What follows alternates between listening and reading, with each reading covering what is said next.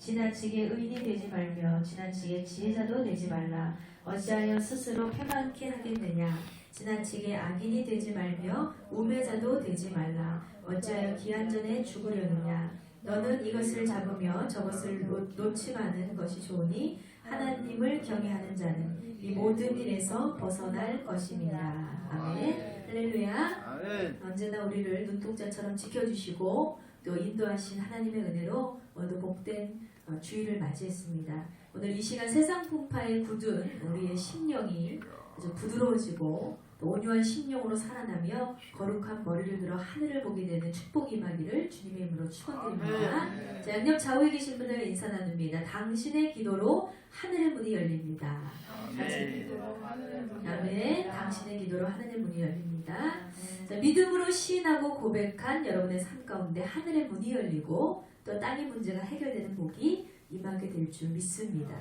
저는 오늘 봉독한 이 전도서 7장 14절에서 18절의 말씀을 중심으로 공고한 날에는 생각하라 라는 제목으로 함께 하나님의 말씀을 나누고자 원합니다.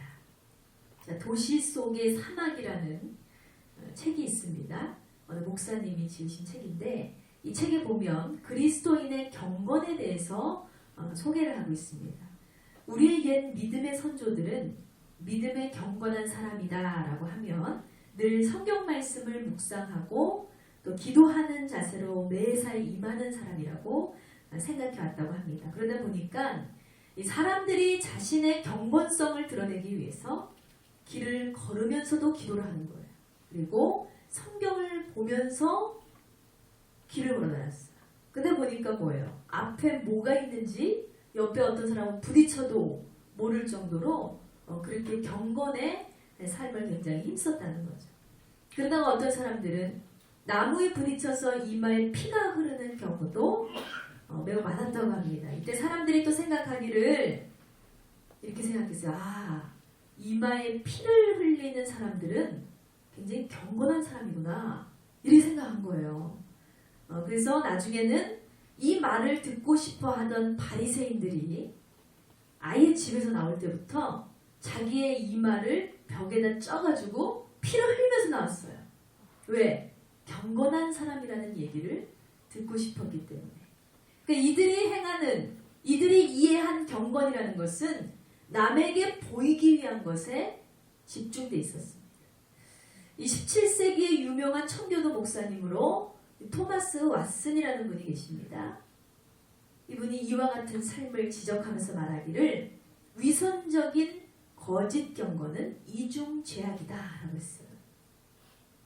이 야고보서에서 나타나 있는 참된 경건이란 자신의 혀에 재갈을 물리고 또 고아와 가부를 환난 중에 돌아보고 새 속에 물들지 않는 것이다 라고 했어요. 그러므로 경건은 세상 속에서 삶과 인간관계에서 드러나는 그리스도의 자세를 의미하고 있습니다. 여러분, 지난 한 주간 동안에 여러분은 얼마나 경건한 사람으로 살아가셨습니까? 하나님께서 부어주시는 참된 경건이라는 것은 이 바리새인들이 미리 경건한 자로 불리우고 싶어서 집에서 나오기 이전부터 머리를 찧어서 피를 흘리고 나오는 그런 보이기 위한 것이 결코 아닙니다. 경건이라는 것은 그리스도인들이 세상과 단절된 삶을 살아가는 것이 아니라 우리는 세상에서 더욱 그리스도인답게 죄를 몰아내고 의를 통해서 이 땅을 바르게 변화시켜 나가는 것이 경건한 그리스도의 삶임을 여러분 기억하시기 바랍니다. 우리의 거짓 때문에 또 우리의 잘못된 행실 때문에 세상이 우리를 향해서 손가락질을 하고 질타하고 있다면 어찌 그것이 하나님의 영광을 만천하에 드러낼 수가 있습니다. 세상이 보았을 때, 세상이 우리를 보았을 때 무엇에든지 참되고 무엇에든지 경건하고 옳고 또 정결하고 사랑할 만하고 칭찬할 만해야 우리는 진정 그리스도인으로서 그 빛을 나타내게 될 줄 믿습니다. 아멘. 그러므로 오늘 이 한 주간이 다시 시작됩니다. 세상에서는 월요일을 한 주의 시작이다라고 하지만 사실은 그렇지 않죠. 안식일부터가 시작이에요. 주일부터가 우리는 시작입니다. 그래서 이 한 주간도 하나님의 말씀 앞에 또 세상 사람들이 보기에도 또 진실로 경건한 하나님의 자녀들로 살아가시는 저와 여러분 되시기를 주의 이름으로 축원드립니다. 자, 오늘 본문 전도서는요, 영원한 삶인 줄만 알았던 이 세상에 대한 허무함을 깨닫고 유한한 삶에 대해서 아주 명확하게 그리고 아주 정확하게 경험을 하게 된 다윗의 아들이자 이스라엘의 3대째 왕으로 쓰임을 받았던 이 솔로몬의 저서입니다. 사실 이 전도서는요, 많은 사람들에게 환대를 받던 책이 아니에요. 그리스도인들이 어쩌면 성경에 나타나 있는 모든 권 중에서 66권 중에 가장 인정받지 못한 그게 있다면 바로 이 전도서예요. 왜 그러냐면 다른 기록들은 하나님과 또 하나님의 택한 백성들 그리고 그리스도의 사역 그리고 이 모든 여러 가지 사건과 이야기를 통해서 결국 희망적이고 또 기적적이고 은사적인 이 소망이 담겨 있다고 한다면 반면에 이 전도서는요 1장 2절로부터 보면 헛되도다 라고 시작을 해서 결론에 가기까지 무려 37번에 걸쳐서 계속해서 헛되도다 헛되도다 헛되도다 헛된 것에 대해서 말을 하고 있어요. 그러니 어쩌면 다소 부정적이고 인생무상한 면이 가득 담긴 이 전도서가 사람들의 마음을 움직이기에는 조금 부정적으로 느껴지는 거예요. 그냥 탐탁치 않은 거죠. 그러나 여러분 우리는 전도서에 대해서 자세히 알아야 됩니다. 전도서를 하나님께서 이 생명책에 주시고 우리의 삶의 지침으로 주신 이유는요. 전도서는 인생의 허무함을 주장하는 반면에 그 원인은 우리가 허무함을 느끼게 된 그 원인은 하나님 없이 살아가는 삶 그리고 영원한 복락을 누릴 수 있는 비결은 바로 하나님을 경외하고 그의 명령을 지키며 살아가는 것이다 라고 아무런 희망이 없이 절망에 빠진 영혼들에게 가장 가치 있고 진짜로 복된 삶을 살아갈 수 있는 비결을 소개하는 안내서임을 믿으시기 바랍니다. 그러므로 여러분 허무한 인생을 바라보는 것이 아니라 이 시간 말씀을 통해서 우리 모두는 하나님 한 분만을 의지하며 지혜로 사는 인생이 되기를 주의 이름으로 축원드립니다. 자, 이 시간 하나님께서 주시는 첫 번째 메시지는 이 말씀을 통해서 깨닫게 주시는 첫 번째 메시지는 우리의 장래는 하나님께 있다입니다. 다 같이 선포합니다. 우리의 장래는 하나님께 있다. 아멘. 자, 본문 7장 14절의 말씀을 봅니다. 본문 7장 14절입니다. 형통한 날에는 기뻐하고 공고한 날에는 생각하라. 하나님이 이 두 가지를 병행하게 하사 사람으로 그 장래 일을 능히 헤아려 알지 못하게 하셨느니라. 자, 이 땅을 살아가는 동안 어느 누구도 자기에게 주어질 장래를 예견은 할 수 있을지 몰라도 확신과 보장을 하지 못한 채 살아가고 있습니다. 이 본문의 저자인 솔로몬은 어떤 인생을 살았냐? 그는 이스라엘 왕국의 제3대의 왕으로 일명 지혜왕으로 잘 알려져 있습니다. 그러니까 믿지 않는 사람들도 솔로몬이다 하면 솔로몬의 유한 재판 사건에 대해서 알고 있을 정도로 솔로몬은 사람들이 보기에도 지혜롭고 정말 하나님 보시기에도 지혜로운 그런 지혜왕으로 아주 유명했다는 거예요. 이렇게 지혜왕 솔로몬이 통치하던 당시에 이스라엘이 굉장히 많이 번성을 했습니다. 그리고 무너진 예루살렘 성전을 세우는 업적을 펼치기도 한 자가 바로 이 솔로몬이었다는 거예요. 그러나 그가 이렇게 큰 일을 이룰 수 있었던 이유는 먼저 그는 하나님을 경외하는 자였기 때문입니다. 어느 하나님께서 이 솔로몬에게 물으시는 거예요. 하나님을 경외하고 아주 신실하게 하나님을 섬기는 솔로몬 너무 이쁘셨겠죠. 그러니까 하나님께서 솔로몬에게 말씀하시기를 너의 소원이 무엇이냐? 내가 너에게 그 소원을 들어주길 원한다고 말씀하셨어요. 그래서 솔로몬이 대답하기를 하나님 나에게 지혜를 허락하여 주시옵소서. 이 돈도 명예도 더 큰 권력이나 더 큰 땅을 차지하고 싶다는 욕심을 낼 수도 있었을 때 그는 이런 욕심보다 세상의 것이 아닌 하늘의 것, 바로 하나님께서 나에게 부어주시는 지혜가 있다면, 아멘. 하나님께서 나에게 지혜를 아멘. 부어주신다면 내가 이 땅을 잘 지도하고 또 그 지혜로 말미암아 내 영혼이 더 잘 되고 또한 내 삶이 더 윤택해질 거라는 것을 그는 알고 있었습니다. 그래서 하나님께 지혜를 구하게 된 거예요. 그러니까 한마디로 그가 원래부터 지혜로운 왕이 아니라 하나님께 소원이 무엇이냐라고 물으시니 지혜를 주십시오. 하나님께서 그에게 지혜를 내려주시사 하나님의 지혜로, 하늘의 지혜로 그가 아주 지혜로운 왕으로 인정을 받으며 통치를 하며 살아가게 되었다는 거예요. 처음부터 있던 능력이 아니라고 했어요. 솔로몬이 가졌던 지혜는 바로 하나님께로부터 왔음을 여러분 믿으시기 바랍니다. 그러니 여러분 우리에게 있는 것도 뭐예요? 다 나의 것은 하나님의 것. 내가 나된 것은 다 하나님의 은혜임을 여러분 입술로 고백하시기 바랍니다. 그런데 안타까운 사실은요, 그가 믿음을 고수하지 못한 채 결국 죄악을 저지르며 점차 하나님과 멀어지게 됐다는 거예요. 그의 아버지 누구예요? 다윗이죠. 다윗 역시 약한 부분이 있었어요. 다윗에게 약한 부분은 그는 마음도 깨끗한 자였고 하나님께 인정을 받는 거룩한 자였지만 그가 이성의 유혹에 약했어요. 그런데 다윗이 그랬기 때문에 여러 가지 시행착오를 겪는데 다윗의 아내가 도대체 몇 명이었냐? 7명이나 됐다 했어요. 그리고 첩이 3명이었어요. 그런데 솔로몬은요, 아버지보다 더해요. 아버지보다 더해. 솔로몬을 보면 솔로몬의 후궁만 700명이었다 했어요. 아니 본처가 아니라 후궁만 700명. 그리고 첩이 300명이었다. 아니 아버지는 7명, 아들은 700명. 100배가 넘는 여자들을 거느릴 정도로 그만큼 여자들이 따랐다는 건 뭐예요? 그에게 명예가 있었고 권력이 있었고 물질이 있었으니까. 그래서 그 마음이 매우 음란하고 타락했음을 볼 수 있습니다.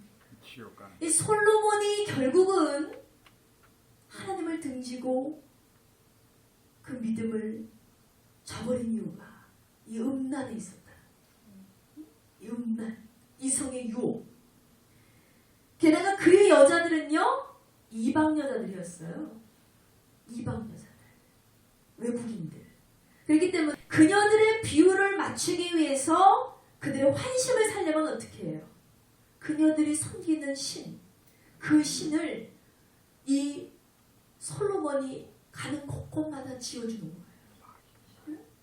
솔로몬은 그녀들이 섬기는 신들을 곳곳마다 세워나가고 결국에는 그들이 섬기는 신을 같이 섬겨요. 이것이 뭐예요? 우상숭배잖아요. 우상숭배. 여자 하나 잘못 만난 것이 문제가 아니고 여자가 많은 것도 물론 문제가 되겠지만 이 음란의 영이 들어오습니다. 거기에 죄악이 어디까지 와요? 우상숭배까지. 하나님을 그렇게 경외하던 자가 곳곳에 신을 섬기고 곳곳에 신을, 우상을. 그러니 이렇게 하나님의 은혜로 극도의 아주 부귀영화를 누렸던 자도 그가 사탄의 유혹으로 인해서 완전히 타락함으로 믿음에서 떠나버렸다는 거예요. 그 후로는 이 솔로몬의 삶 가운데 엄청난 비극이 다가옵니다. 그의 나라와 가뭄, 여기 아주 큰 영향을 미쳤어요. 여러분, 이 극과 극의 경험을 한 솔로몬이 오늘 14절 말씀에 형통한 날에는 기뻐하고 공고한 날에는 생각하라 라고 말씀합니다. 여러분, 솔로몬은 똑똑한 왕이에요. 지혜와 명철과 총명을 지녔습니다. 그의 아버지는 하나님 앞에 인정을 받은 다윗 왕이었어요. 세상 기준으로 보더라도 그는 부족함이 없던 자였다. 아버지도 왕이었는데 나도 왕이 됐어요. 그런 자였지만 이 빈부귀천 지하 지위고하를 다 떨쳐버리고 그 역시도 결국 뭐예요? 연약한 한 인간일 뿐입니다. 모든 것을 다 가지고 세상에서 기준으로 하는 모든 것을 다 얻으면 괜찮은 것 같은데 결국 그가 모든 것을 누리고도 연약한 인간이었기 때문에 그 연약함이 이 죄 앞에서 확연하게 드러나게 된다. 그러니 하나님께서 은혜로 주시고 복을 주시면 그로 기뻐해야 할 것이고 또 나의 죄와 잘못으로 인해서 공고해진 그날에는 반드시 생각하고 돌이키라. 나에게 은혜를 주신 그분을 기억하며 다시 바르게 돌이키며 나아갈지어다. 할렐루야. 아멘. 이것을 오늘 본문에서 얘기해 주었습니다. 여러분 복을 받아 누릴 줄 아는 자가 지혜로운 자임을 믿으시기 바랍니다. 아멘. 하나님께서 복을 주셨을 때 그 복을 잘 누리는 것도 능력이에요. 하나님께서 나에게 복을 주셨는데 믿음 안에서 절대로 흔들리지 아니하며 하나님 중심으로 하나님 기준으로 그 복을 잘 누릴 수 있는 것도 참 은사입니다. 그런데 솔로몬에게 하나님께서 많은 것을 주셨지만 많은 복의 영안을 안겨주셨지만 그는 그것을 잘 다스릴 수가 없었어요. 스스로 컨트롤할 수가 없었고 스스로 그것을 유지할 수가 없어요. 하나님께서 형통의 복을 주시고 그 은혜로 말미암아 복에 복을 더하여 주셨음에도 불구하고 이것이 하나님께로부터 왔음을 깨닫지 못하고 살아가는 지금의 성도들이 있기에 하나님 참 안타까운 마음으로 우리를 지켜보고 계시다는 거예요. 내가 너에게 그 복을 허락하였는데 내가 너에게 생명을 주었고 내가 너에게 건강을 주었고 내가 너에게 자녀의 축복을 주었고 내가 너에게 많은 것을 누리게 해줬지만 그것이 나에게로부터 왔음을 너는 기억하지 못하는구나. 하나님 얼마나 우리를 보며 애통하고 한심하게 여기실까요? 그러니 솔로몬이요 하나님의 은혜도 누려보고 또 죄악에 물들어서 죄악의 그 사슬 속에 매어서 그 죄악으로 인해서 고통 난환을 치러봤지만 결국 그가 이렇게 비극적이고도 어떻게 보면 비판적인 세상을 향해서 비판적인 글 헛되도 다르는 이 전도서를 쓸 수밖에 없었던 이유는 형통한 날에 여러분 형통한 날에 반드시 기뻐하라는 거예요. 하나님께서 우리에게 은혜를 부어주셨을 때 그때가 기뻐해야 됨을 믿으시기 바랍니다. 기뻐할 수 있을 때 기뻐할 수 있는 것도 은혜라는 거예요. 그런데 내가 잘못으로 인해서 나의 연약한 믿음으로 인해서 내가 설령 죄를 지었다 할지라도 그때 반드시 나에게 은혜를 주신 하나님을 기억하며 빨리 돌이켜야 될 줄 믿습니다. 생각하라. 힘들 때 괴로울 때 아플 때 억울하고 분통한 그날에 그때일수록 나에게 은혜를 부어주신 하나님을 기억하며 생각하라는 거예요. 14절에 이 두 가지를 병행하게 하사 했잖아요. 이 말은 좋게도 하시는 것도 하나님의 뜻이고 나쁘게 하시는 것도 하나님의 뜻이다. 한마디로 우리의 장래, 우리의 미래는 하나님의 손에 달려있다는 사실을 여러분 믿으시기 바랍니다. 형통케 하시는 것도 하나님, 은혜를 주시는 것도 하나님, 안 되게 하시는 것도 하나님. 14절 후반 구절에 보면 사람으로 장래 일을 능히 헤아려 알지 못하게 하셨느니라 했어요. 여러분 우리는 내일 아침에 일어날 일에 대해서 알지 못합니다. 비가 엄청나게 쏟아져서 이 지역이 잠길 줄 알았는데 어느새 해가 나고 있어요. 이제 갓 태어난 아이가 막 꿈틀거리고서 이제 겨우겨우 눈을 맞추는데 이 언제 크나 했더니 그런 아이가 작년이 되어서 이제는 회사를 다니고 있다는 거. 다 이룬 사업자입니다. 땅땅거리고 자랑하고 살았더니 그런 사람이 하루아침에 망해서 노숙자가 되어서 길거리에서 정형무진하고 다니는 사람들 많습니다. 여러분 이것이 세상이에요. 이것이 바로 저와 여러분이 살고 있는 현재 삶임을 여러분 기억하시기 바랍니다. 여러분 사람은 절대로 자신의 장래일에 대해서 확신할 수가 없어요. 보장할 수 없습니다. 나는 이렇게 되고 싶어는 할 수 있어도 나는 반드시 이렇게 돼 봐봐. 증거할 수 없어요. 왜? 이 모든 왕권, 주권은 누구에게 있습니까? 누구에게 있어요? 우리를 지으시고 창조하신 하나님께 있음을 믿으시기 바랍니다. 그리고 내 모든 것을 주님께 맡겨야 돼요. 그리고 감사로 살아가는 인생이 될 때에 우리의 인생에도 해 뜬 날이 이게 될 줄 믿습니다. 여러분 절대로 어디에서 누구에게든 무엇을 하든지 간에 확증하지 마세요. 확증하지 마세요. 하나님의 말씀 외에는 우리가 어떤 것도 확증할 수가 없어요. 이럴 것 같다라고 했는데 저럴 수도 있습니다. 저건 반드시 저렇게 되겠지 했는데 그렇지 못한 경우가 훨씬 더 많습니다. 그러므로 여러분의 모든 삶 다 주님께 맡기시고 우리의 왕 되시는 예수님만을 찬양하며 경배하는 인생이 될 때에 또 그 복과 능력과 인도하심을 따라 얻게 되는 플러스 인생이 되시기를 주의 이름으로 축원드립니다. 자, 하나님께서 이 시간 말씀을 통해서 깨닫게 하시는 두 번째 메시지는 세상에 열광하지 말고 하나님께 열정을 쏟아라입니다. 다 같이 선포합니다. 세상에 열광하지 말고 하나님께 열정을 쏟아라.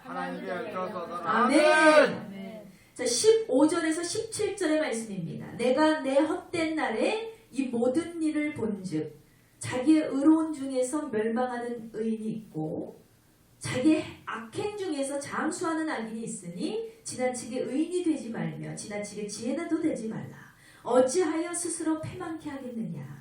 지나치게 악이 말며 오매자도 되지 말라. 어찌하여 기한 전에 죽으려느냐 했어요. 자, 어떤 착하고 행실이 바르고 누가 봐도 선인인 한 사람이 어느 날 갑자기 죽었어요. 그 사람이 사고로 죽었든지 병으로 죽었든지 어떤 다른 원인으로 해서 죽었든지 간에 그 사람은 죽었다는 거예요. 그러면 세상 말로 뭐라고 합니까? 아유, 하늘도 무심하시지. 어떻게 저렇게 착한 사람을 데려가실 수가 있어? 라고 사람들이 얘기를 하죠. 왜 하필 그를 데려가요? 세상에 아주 악한 사람들이 많은데 저렇게 착한 사람 하나님 왜 데려가셨을까? 그리고 악인에게는 뭐라고 해요? 악인에게는 아니 귀신은 뭐하나 저런 놈 안 잡아봐. 이런 얘기 하잖아요. 아니 하나님은 뭐하시나 저런 놈 안 죽이고 세상이 이렇게 얘기를 해요. 많이 들어보셨죠? 참 놀라운 것은 이렇게 지극히 세상적인 말에도 주관자에 대한 의식이 담겨있다는 거예요. 하늘도 무심하시지 라고 얘기하는 것은 왜 이렇게 착한 사람을 하늘도 무시하시지 이렇게 얘기하는 건 뭐예요? 참 생명의 주권이 하나님께 있음을 믿지 않는 영혼들도 자신들의 무의식 속에 그것을 확증하고 있다는 거예요. 귀신은 뭐하나 저런 놈 안 잡아가고 이런 말도 맞잖아요. 사탄은 결국 악인을 끌어다가 자기의 유익대로 사용을 하고 결국은 멸망의 처소로 끌고 가는 거예요. 사람들은 무의식 중에 자기의 영혼을 위해서 알고 있어요. 귀신이 악인을 잡아간다는 것을. 그런 말 하는 거죠. 단지 이 세상 사람들의 감각과 열정이 세상을 향해 쏟아져 있기 때문에 애써 생명의 주관자 되시는 하나님을 등지고 있는 것이. 결국은 그들을 지으신 분도 하나님이시기 때문에 그들의 영혼이 하나님을 알고 있다는 거예요. 주권자를 알고 있다는 거예요. 생명의 주관자를 알고 있다는 사실이에요. 그러니 이 본문의 솔로몬 왕도 그것을 깨달은 거예요. 그러니 이 땅에 사는 동안 너희가 너무 세상에서 지혜자가 되려고 하지 마라. 지금 우리가 살아가는 세상은 학력이 없으면 인정받지 못하는 세상에 살고 있어요. 그런데 세상 학문이 아무리 뛰어나도 그 생명의 주권자는 하나님께 있고 아멘. 인생의 주관자는 하나님께 달려있으니 너희는 세상에서 너무 지혜를 쫓아가지 마라. 또 지나치게 의인이 되려고 애쓰지도 말고 악인이 되려고도 하지 마라. 한마디로 세상을 향한 집착을 버려라. 세상을 향한 욕망과 탐심을 버리라는 것입니다. 자, 7장 20절 말씀을 보면 선을 행하고 죄를 범치 아니하는 의인은 세상에 아주 없느니라 했어요. 아주 없다고 했어요. 선을 행하는 사람들은 많아요. 그런데 죄를 범치 않는 의인이 없다. 죄가 없는 자가 없다. 하나도 없다 했어요. 주님을 배제하고 하나님을 등진 채 이 땅에서 아무리 잘 먹고 잘 살고 법 없이도 나는 살 수 있어 라는 어르신들 많습니다. 그런데 그럼 뭐예요? 아무리 세상에서 선하고 착하게 산다 할지라도 그가 하나님을 모르고 있고 주 예수 그리스도를 주라 신하지 않는다면 그래봤자 그 생명과 그 삶의 형통과 저주권은 심판권은 결국 하나님께 달려있던 사실이에요. 아멘. 왜요? 결국 주관자는 한 분이시고 통치자 인도자 되신 하나님께서 이 모든 것을 다스리고 계심을 믿으시기 바랍니다. 아멘. 그러니 우리가 어떠한 삶을 살아가는 게 마땅합니까? 다 같이 선포합니다. 여호와 하나님을 경외하는 삶. 다 같이 선포합니다. 그의 명령을 지켜 행하는 삶. 아멘. 아멘. 솔로몬이 마지막에 얘기한 것이 결국 내가 세상 부귀영화 다 누려보고 여자도 한 700명 1000명을 거느려봤지만 세상의 쾌락과 즐거움 다 누려봤지만 결국은 하나님을 경외하지 않는 삶, 하나님을 등지고 있는 인생, 하나님 책임지시지 않더라는 거예요. 사랑하는 여러분, 지금껏 세상을 향해 탄성을 지르고 환호성을 지르고 열망했던 여러분이라면 이제는 그와 같은 헛된 삶을 청산하시고 우리가 오직 모든 열정을 주님께 섬기고 하나님께 영광을 돌리는 저와 여러분 되시기를 주의 이름으로 축원드립니다. 자, 마지막 세 번째로 하나님 이 말씀을 통해서 우리에게 깨달음을 주시는 메시지가 있습니다. 끝이 없는 영생을 사모하라. 다 같이 선포합니다. 끝이 없는 영생을 사모하라. 아멘. 자, 18절의 말씀입니다. 너는 이것을 잡으며 저것을 놓치마는 것이 좋으니 하나님을 경외하는 자는 이 모든 일에서 벗어날 것임이니라 했습니다. 아멘. 자, 이 말씀은 마치 균형을 이루기 위해서 평균대에 올라간 자와 같아요. 이거다 저거다 치우치지 말고 신앙의 균형을 이룰 수 있는 자. 어떻게 하면 우리가 넘어지지도 않고 쓰러지지도 않고 치우치지도 않고 비틀거리는 것이 아니라 균형을 맞출 수 있는 그리스도인이 될 수 있을까? 18절이 그에 대한 해답이에요. 하나님을 경외하는 자는 이 모든 일에서 벗어날 것이미로다. 할렐루야. 우리가 세상을 살아가면 선택해야 될 것들이 많아요. 나의 선택에 의해서 나의 결정에 의해서 가게 되는 경우가 많잖아요. 이것도 길인 것 같고 저것도 길인 것 같고 이것도 맞는 것 같고 저것도 맞는 것 같고 헷갈려요. 모르겠어요. 어떻게 해야지 진짜 좋은 건지 잘 모르겠어요. 그러나 결국은 선택을 해요. 그런데 하나님의 영을 가진 자들은요 필요가 없어요. 하나님께 맡기면 됩니다. 하나님, 나는 무지하여서, 나는 연약하여서, 나는 미련하여서 나는 내 인생을 내 마음대로 할 수는 없습니다. 그러나 하나님께서 나의 길이 되시고 진리가 되시고 생명이 되시는 예수님의 이름으로 내 길을 형통하도록 인도하여 주시옵소서. 아멘. 내가 바른 선택을 할 수 있도록 아버지 나에게 지혜를 허락하여 주시고 분별의 영을 허락하여 주시옵소서. 아멘. 이렇게 하나님을 경외하는 자는 아멘. 치우치지 않아요. 어디에도 물러가지 않고요. 왔다 갔다 하지 않아요. 하나님께 있는 자들은요 균형을 잡으며 살아간다는 거예요. 여러분, 하나님은 전지전능하신 분이십니다. 믿으십니까? 아멘. 전지전능하신 하나님은 우리의 눈에는 보이지 않습니다. 그러나 그분은 우리의 심령을 꿰뚫어보는 분이시라는 거예요. 아멘. 사람은 누구나 사람의 속을 다 헤아리기 어렵습니다. 알 것 같은데 모르겠는 것이 사람의 마음. 그리고 다 안다고 했는데 완전한 반전 때문에 우리는 어떻게 해요? 배신을 당하고 살아가는 거예요. 저 사람이라면 내가 철석같이 믿었는데 배신을 나 오늘 뒤통수를 맞고 뒷목을 붙잡고 쓰러지잖아요. 상처를 받고.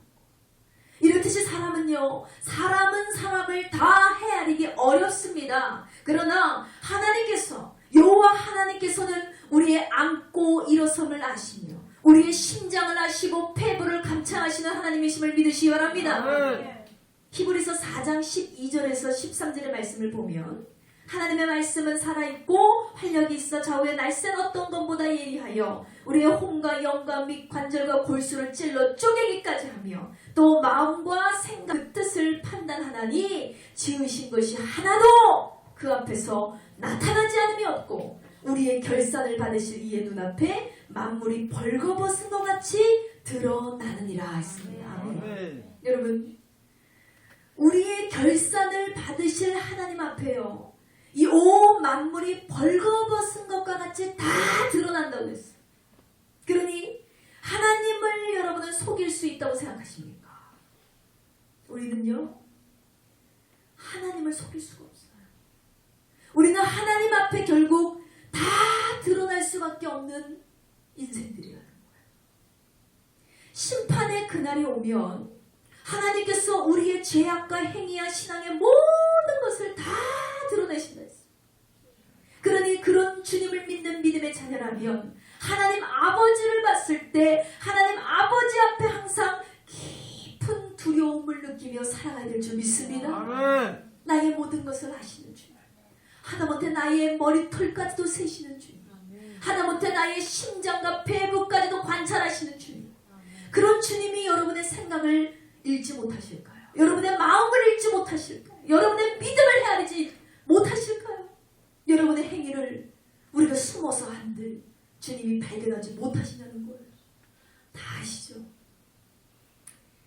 여러분, 그래서 우리는 하나님 앞에 깊은 두려움을 느끼며 살아야 돼요. 믿음의 자녀. 우리가 두려움이란 무엇입니까? 여기서 이야기하는 두려움이란 세상에 가져다주는 두려움, 공포, 어떤 스릴러와 같은 아주 오싹한 두려움을 얘기하는 게 아니에요. 진정 하나님을 경외하는 자가 하나님을 두려워한다면 그는 하나님을 향하여 가장 낮아지고 겸손한 자, 그로 인해서 그의 삶 가운데 하나님께서 나와 함께 하시기를 원하며 그 하나님을 믿고 평안을 누리는 자, 이와 같은 자가 진정 하나님을 두려워하며 경외하는 삶을 살게 될 줄 믿습니다. 아멘. 하나님을 두려워하신다면 여러분 겸손하셔야 돼요. 하나님을 두려워한다면 우리가 어떻게 나 같은 죄인이 나같이 미천한 자를 구하신 하나님, 나 때문에 예수님의 생명을 빼앗아가신 하나님, 그 하나님 앞에 우리가 뭐 잘난 게 있다고, 자랑이 있다고 하나님 앞에 감히 우리가 우리의 머리를 들어서 하나님을 업신여기고 하나님을 멸시하고 하나님의 능력을 무시하고 기도도 안 하고 예배도 안 드리고 그렇게 살아갈 수가 있겠어요? 하나님을 두려워한다면 진정 하나님의 살아계심을 믿고 우리의 생명을 주관하시는 분이 하나님이시고 결국 우리를 심판하시고 결산의 그날에 우리의 모든 것을 드러내실 분이 하나님이심을 믿는다면 아멘. 우리는 정말 하나님 앞에서 제대로 살아갈 수밖에 없다. 아멘. 아멘. 제대로 산 인생이 될 수밖에 없다는 것이죠. 아멘. 그러니 여러분 우리가 하나님 앞에서 정말 거룩한 자로 이 남은 인생을 살아가는 저와 여러분 되시기를 주의 이름으로 축원드립니다. 아멘. 진정 하나님을 경외하는 자가 하나님을 두려워한다면 우리가 어떻게 살아가야 되는가? 말씀 앞에 여러분의 믿음을 한번 더 보세요. 말씀 앞에 여러분의 행위를 한번 올려놓으시기 바랍니다. 나는 과연 잘 살고 있는가? 하나님 보시기에 부끄럽지 않은 일상을 살고 있는가? 내가 진짜 제대로 된 신앙을 갖고 있는가? 여러분 스스로가 점검하고 계획하시고 다시금 예수 그리스도의 보배로 피로 살아나시는 믿음의 열정이 되시기를 주의 이름으로 축원드립니다. 아멘. 자, 마태복음 8장 23절 이하에 보면 예수님이 제자들이 풍랑을 만나서 죽을 고생을 하는 장면이 나옵니다.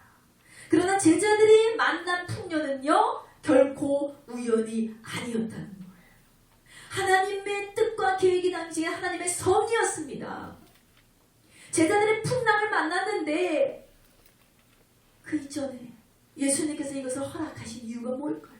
예수님께서 볼 때는 제자들은 여전히 믿음이 약하고 나약했기 때문에 그들에게 풍랑을 허락하셔서 이와 같은 훈련을 통해서 그들의 생각이 바뀌기를 원하셨습니다. 그들의 사고방식이 바뀌기를 원하셨고요. 그들의 삶의 방식이 바뀌기를 원하셨고요. 그들의 믿음이 성장하기를 원하셨다는 거예요. 왜냐하면 더 이상 육신으로 계신 예수님만 의지하며 따라갈 수 있는 삶이 아니에요. 예수님께 허락된 육신의 삶은 정해져 있었어요. 예수님은 육신의 삶으로 오신 이유가 잘 먹고 잘 살고 이 땅에서 인간처럼 누리고 살고자 오신 것이 아니잖아요. 아멘. 하나님의 섭리하심으로 인해서 그분은 잠깐 오셨다 가셨는데 그 이유는 우리에게 말씀을 알려주시고 기적을 보여주시고 하나님의 신령한 은혜를 나눠주심으로 하여금 아멘. 결국은 아버지께로 갈 수 있는 그 길을 열어주시기 위해서 하나님께서 예수님을 이 땅에 보내셨다. 그런데 육신의 몸으로 오신 예수님 선생을 따르다 보니 이들이 점점 약해지는 거예요. 육신의 선생이 내 옆에 있고 지혜로우신 선생이 내 옆에 계시는데 그 선생만 따라가기만 하면 우리가 인생이 괜찮은데 스스로 뭐 믿음을 깊이 가질 거 있냐? 스스로 뭐 믿음을 성장시킬 거 있냐? 이분만 따라가면 된다. 근데 예수님은 육신의 몸으로 머무실 시간이 없어요. 이제 곧 십자가에 달려 돌아가시고 부활하시고 승천하실 날이 임박해 왔다. 그러니 이들이 훗날 예수님께서 하늘로 승천하시고 이들 앞에 보이지 않으심으로 이제는 성령을 부어주실 건데 이들이 성령의 이끄심을 따라서 하나님의 직접 인도를 받으며 살아가야 되는데 너희의 지금 믿음으로는 소용이 없다. 지금 믿음, 이 약한 믿음으로는 절대로 너는 성령의 인도를 받을 수 없다. 하나님께로 갈 수가 없다. 그러니 예수님은 그들을 훈련시키시고 그들 속에 알게 모르게 잘 잡혀있는 교만을 깨뜨리시고 그들의 교만을 던져버리고 전심으로 믿음의 회복을 예수님은 요구하셨다. 아멘. 바로 이와 같은 연단의 과정을 통해서 저와 여러분들도 세상이 아닌 천국을 소망하시고 불신이 아닌 믿음으로 살아가는 인생이 되기를 주의 이름으로 축원드립니다. 아멘. 그러므로 우리의 모든 것을 낱낱이 보고 계시는 아멘. 하나님 앞에 비록 여러분이 예기치 못한 공고한 날들을 만날 수도 있어요. 견디기 힘든 어려움을 만날 수도 있습니다.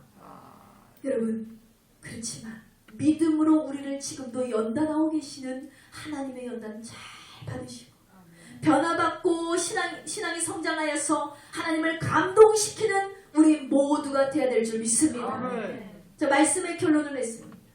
예수 그리스도를 믿는 우리에게는요 공고하고 헛되고 헛된 인생을 자각시키는 하나님께서 자 우리에게 주시길 원하시는 것은 바로 영생이에요. 아멘. 결국 하나님께서 우리를 고난을 허락하시고 아멘. 훈련시키시는 이유는 끝까지 견디는 자가 구원을 얻으리라. 아멘. 할렐루야. 아멘. 끝까지 견뎌야 되는데 아멘. 끝까지 견뎌야지 얻을 수 있는 게 영생이지. 아멘. 그냥 믿기만 하고 내 멋대로 살아간다고 영생을 얻을 수 있는.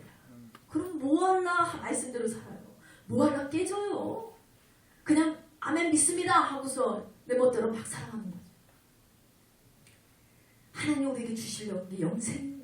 이 땅은 곧 죽음과 멸망을 언젠가는 맞이하지만 훈련과 연단을 달게 받고 거룩한 신앙으로 성숙되어진 우리는 주님의 빛나는 녹으로 쓰임을 받게 됩니다. 아멘.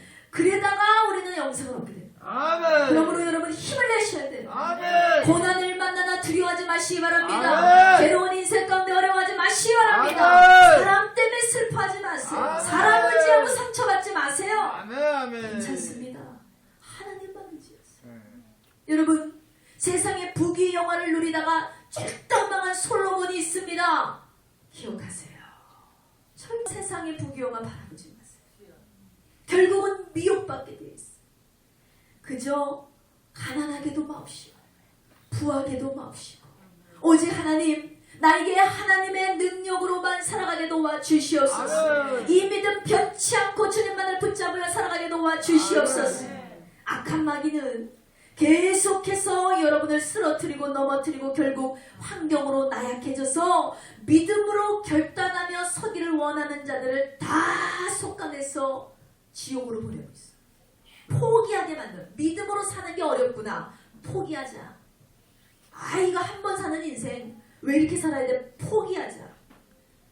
그러므로 여러분, 그런 악한 마귀를 이기기 위해서라도 우리는 온전히 기도함으로 무장해야 될 줄 믿습니다. 아멘. 이 시간 말씀을 통해서 다시금 여러분 새롭게 아멘. 결단하시고 변화를 받으시기 바랍니다. 아멘. 다시는 참 생명을 잃어버린 육신의 모습, 육신의 삶의 모습으로 돌아가지 마시고 예수의 이름으로 사탄을 결박하고 내 생각을 물리치시기 바랍니다. 아멘. 시편 50편 15절의 말씀에 보면 환난 날에 나를 부르나 내가 너를 건지리니 내가 너를 영화롭게 하리로다. 할렐루야. 아멘. 사랑하는 여러분, 오늘 말씀을 붙잡고 반드시 믿음의 눈을 떠서 기도하고 매달림으로 공고한 여러분의 현재 형편 미래 다 주님께 맡기시기 바랍니다. 아멘. 그리고 내 안에 계시는 주님을 깨워서 아멘. 문제를 해결받고 응답받고 치료받아서 아멘. 참 평안을 누리는 아멘. 모두가 되시기를 주의 이름으로 아멘. 축원합니다.